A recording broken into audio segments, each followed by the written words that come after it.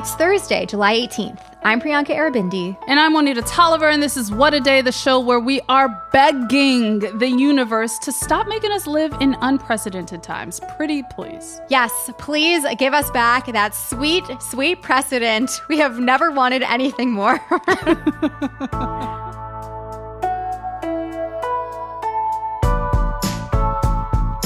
On today's show, new details emerged in the attempted assassination of former President Donald Trump. Plus, Emmy nominations have been announced, and we want to know, did your favorite show make the cut? But first, Wednesday was jam-packed with new developments on and around the campaign trail. The White House announced that President Biden tested positive for COVID while campaigning in Las Vegas.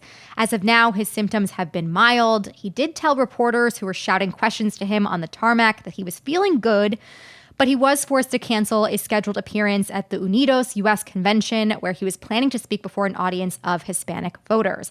That is one of the key constituencies that he hopes will bring him back to the White House for another term.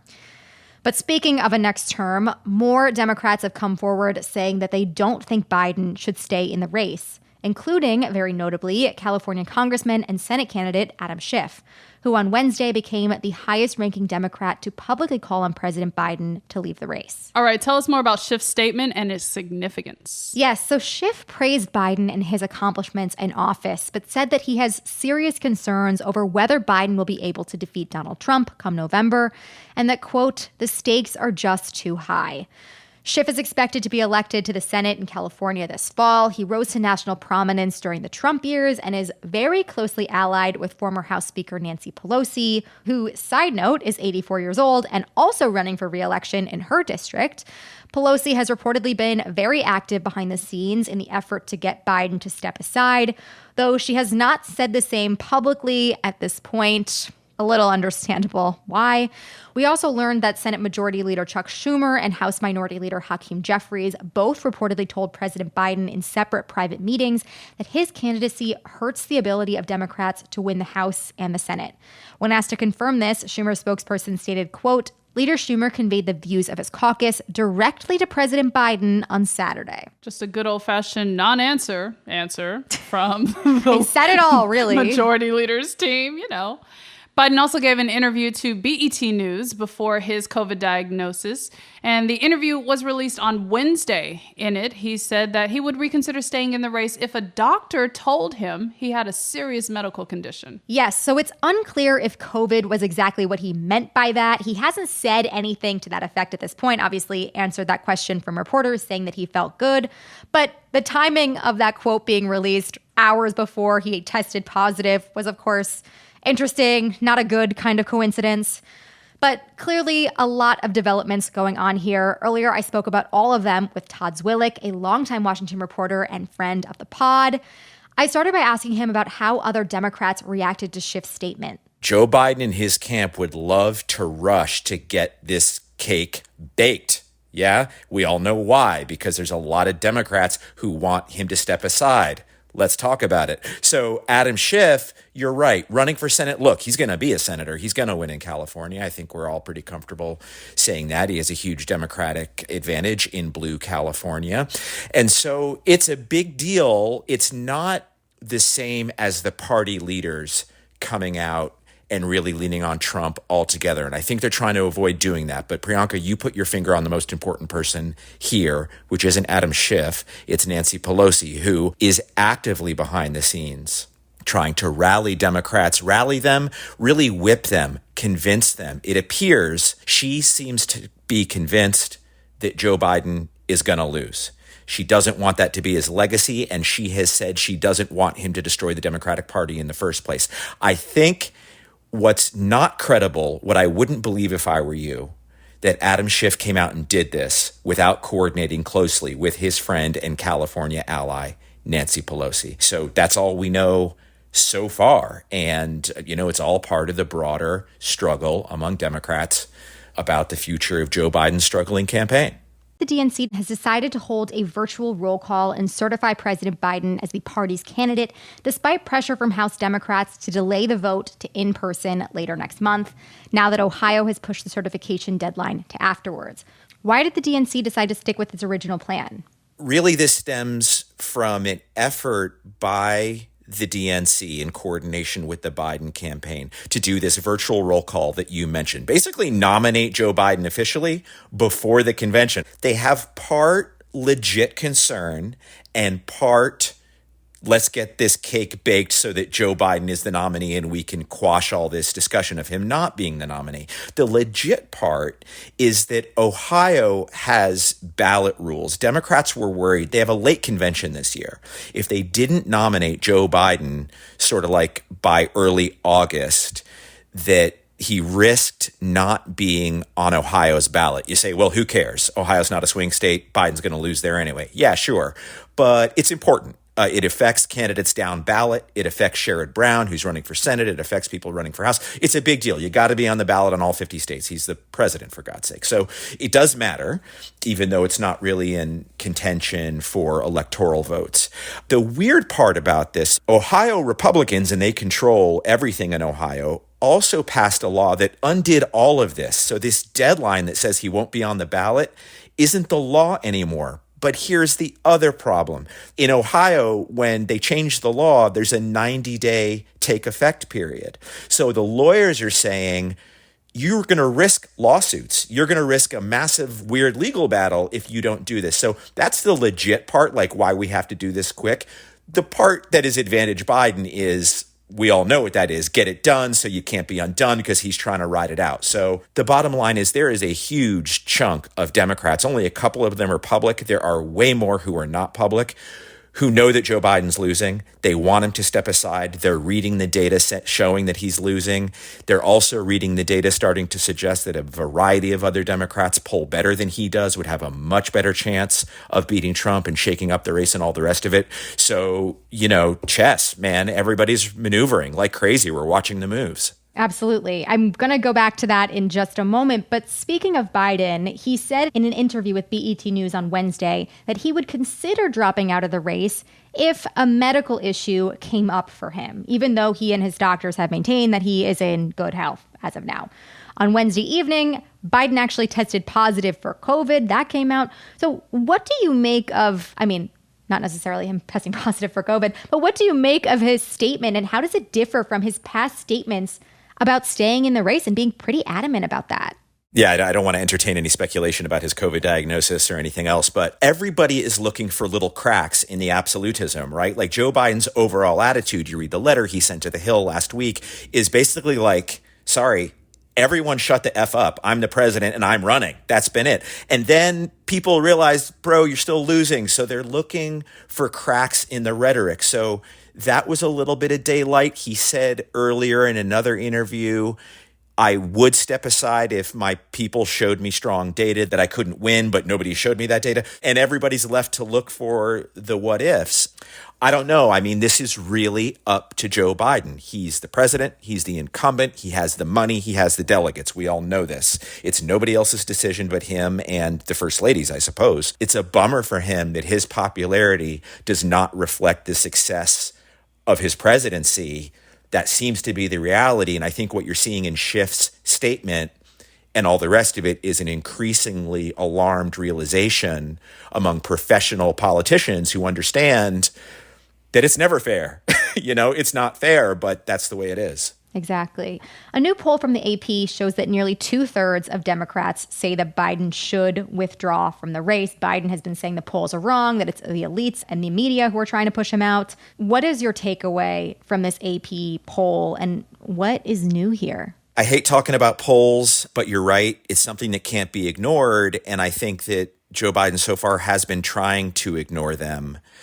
To me, there was another piece of data that came out. One of the major Dems super PAC polling firms went out and basically did a test marketing of Kamala Harris, Wes Moore, Gretchen Whitmer, Josh Shapiro from Pennsylvania, basically alt candidates to Joe Biden, like, hey, Democrats and Republicans too, how would you feel about this alternative ticket? And basically showed that all of them are polling an average of 3 points, sometimes more, ahead of Joe Biden. Kamala Harris is polling ahead of him. This is like the scenario of how many voters can you take back from Trump or take back from the undecided category? How many do you lose if you do this, if you switch the ticket? And some core Democrats would be mad, I guess. Hard to imagine many of them switching to Trump, but okay. Basically running that simulation over and over and over and over, and showing that the Gretchen Whitmers and the Wes Moores and Josh Shapiro's are polling 3 points or more ahead of Biden. Kamala Harris is too, a little bit less, but polling pretty far ahead of Biden. Why aren't Democrats being more explicit about the party's successor and who that should be? I think that's a minefield. I think that maybe complicates the issue. The real issue is, can Joe Biden win? More and more Democrats, the AP poll, certainly members of Congress believe the answer is no. So that's the simple A plus B equals C scenario. Can Joe Biden win? No. We got to switch. I think if that happens, then you have to see around a corner what would happen. I think privately, lots of Democrats would have lots of opinions about who should be the nominee. Maybe a lot of them think it's Kamala Harris because of the benefit of incumbency and all the rest of it. Or they want to go swing state and say, no, it should be Gretchen Whitmer, Michigan. Nobody knows. Nobody knows. It's not supposed to be this way. And yet it is. That was my conversation with Washington reporter Todd Zwillich. That's the latest for now. We'll get to some headlines in a moment, but if you like our show, make sure to subscribe and share with your friends. We'll be back after some ads.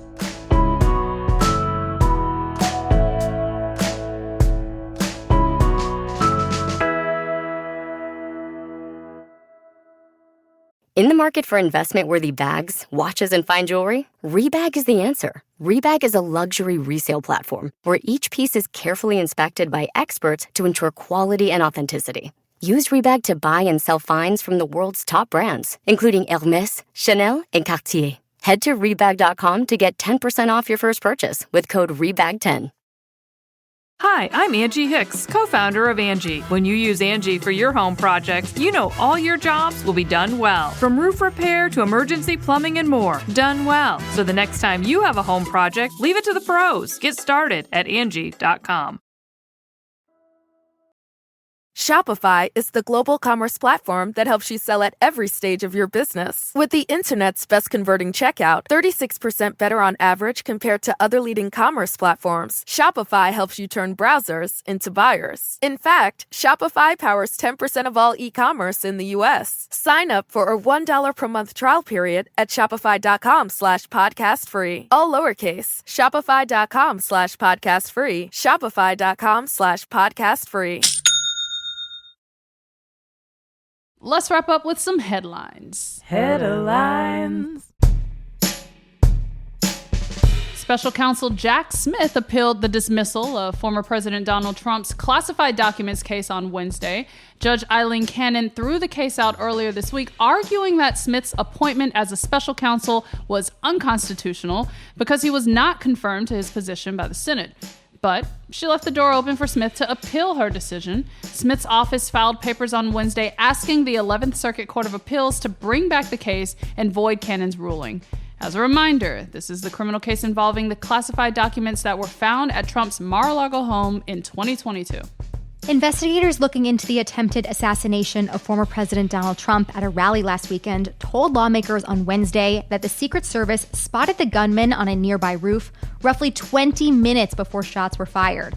That is according to anonymous sources who spoke to ABC after a briefing from law enforcement. ABC also reports that the suspected shooter was identified as a person of interest a full hour before the shooting.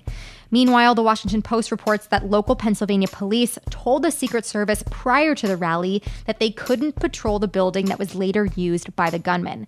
The paper quotes the district attorney of Butler County, where the rally was held. He says the Secret Service was, quote, informed that the local police department did not have the manpower to assist with securing that building. The DA's account was backed up by an anonymous source within the service. It is the latest indication of major security lapses that left Trump injured, a rally-goer dead, and 2 others seriously wounded. On Wednesday, the Republican chairman of the House Oversight Committee issued a subpoena to the director of the Secret Service, Kimberly Cheadle. A hearing is scheduled for early next week. Also on Wednesday, House Speaker Mike Johnson called on Cheadle to resign resign as the head of the Secret Service and announced plans for a bipartisan task force to investigate the security lapses prior to the shooting. An update to a story we brought you earlier this week out of Atlanta. The new judge appointed to oversee the racketeering case against rapper Young Thug and his crew has recused herself from the case. In a filing Wednesday, Fulton County Superior Court Judge Shakira Ingram wrote that her former courthouse deputy previously had a romantic relationship with one of the co-defendants in the sprawling case. She said that could, quote, undermine the public's confidence in the impartiality of the proceedings. The case had been reassigned to Judge Ingram at random after the judge who previously oversaw the case was dismissed Monday. Young Thug's lawyers had asked for the judge's removal after he held a private meeting with prosecutors and a witness without the defense's knowledge. It's still unclear whether the entire RICO case will have to be retried once a new judge takes over. This is a good thing.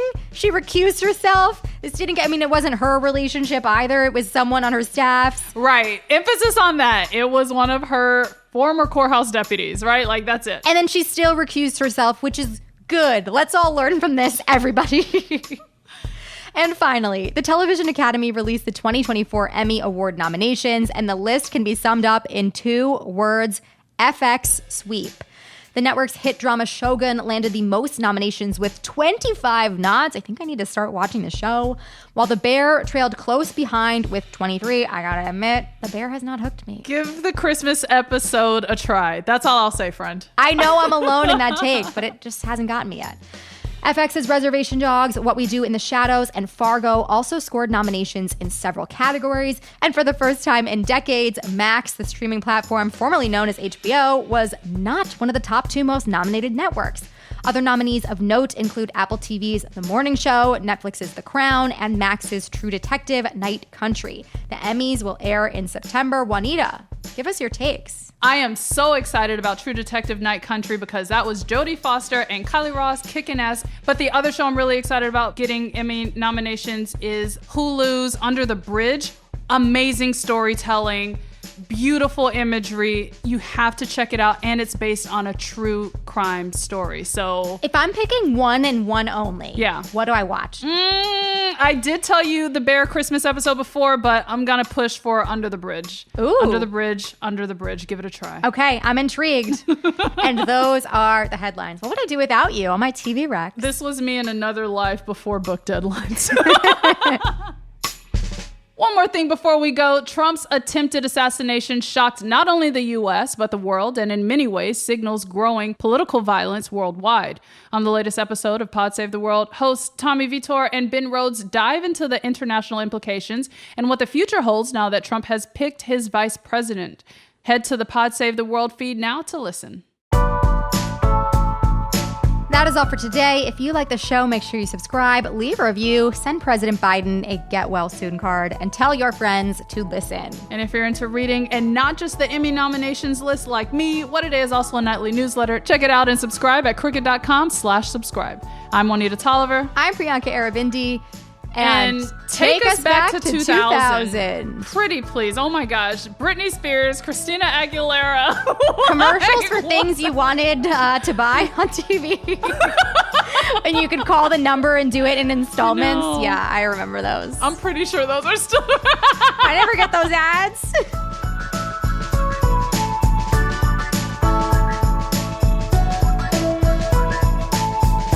What a Day is a production of Crooked Media. It's recorded and mixed by Bill Lance. Our associate producers are Raven Yamamoto and Natalie Bettendorf. We had production help today from Michelle Alloy, Greg Walters, and Julia Clare. Our showrunner is Erica Morrison, and our executive producer is Adrian Hill. Our theme music is by Colin Gilliard and Kashaka.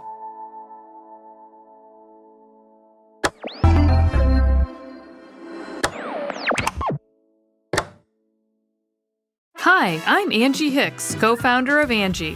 When you use Angie for your home projects, you know all your jobs will be done well. Roof repair?